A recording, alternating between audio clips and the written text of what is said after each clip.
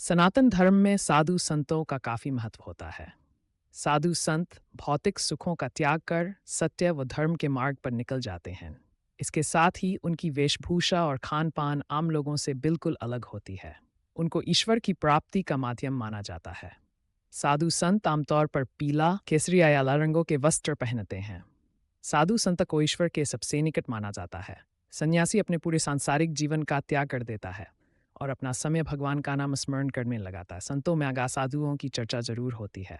सबसे खास बात यह है कि नागा साधु कपड़े नहीं धारण करते हैं। वह कड़ाकी ठंड में भी नग्न अवस्था में रहते हैं। वह शरीर पर धुनिया भस्म लगाकर घूमते हैं। नागा का मतलब होता है नागा सन्यासी पूरा जीवन नग्न अवस्था में ही रहते हैं। वह अपने आप को भगवान का दूत मानते हैं। आइए नागा साधुओं के बारे को छर हंस के मई जानते हैं।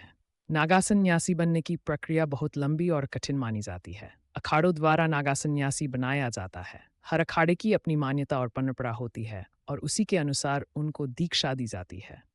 कई अखाड़ों में नागा साधुओं को भुट्टो के नाम से भी बुलाया जाता है।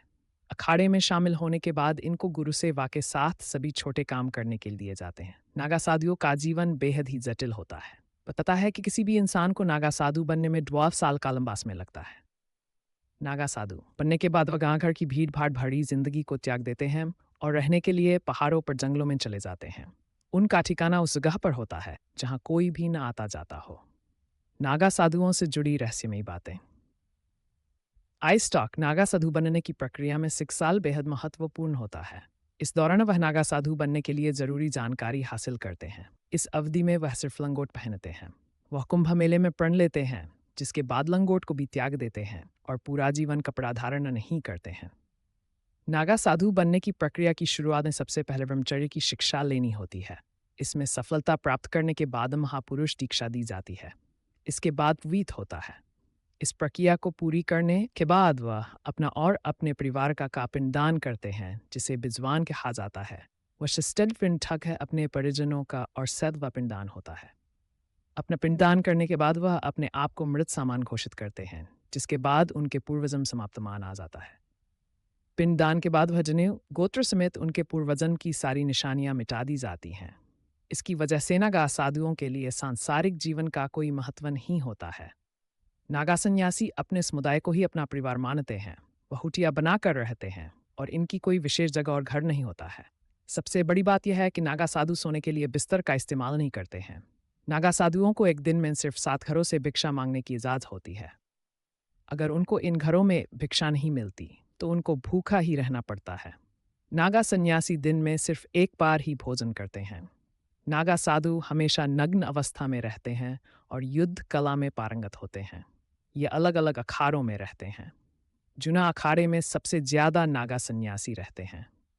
आदिगुरु हर हर महादेव। यदि आप महादेव के सच्चे भक्त हों तो फिर वीडियो को पूरा देखें। कराचार्य ने अखाड़े में नागा साधुओं के रहने की परंपरा की शुरुआत की थी।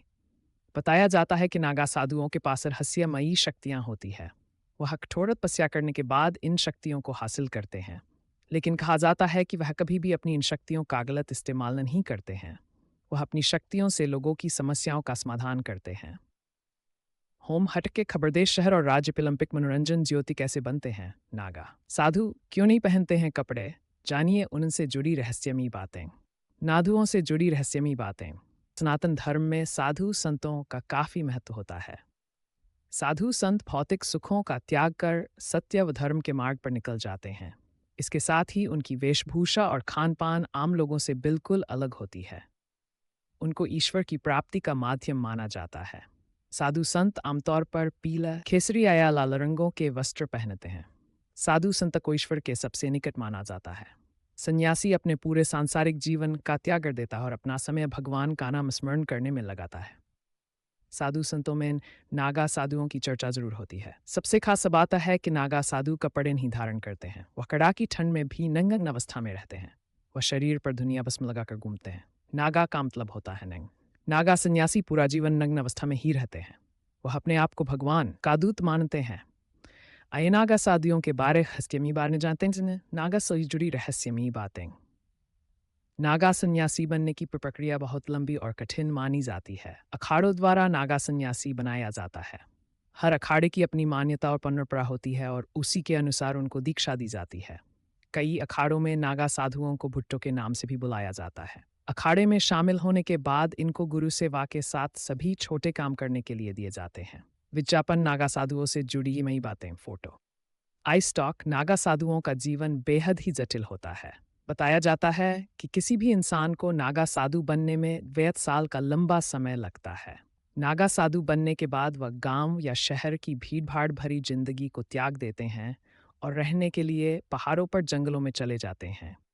उनका ठिकाना उस जगह पर होता है जहां कोई भी ना आता जाता हो।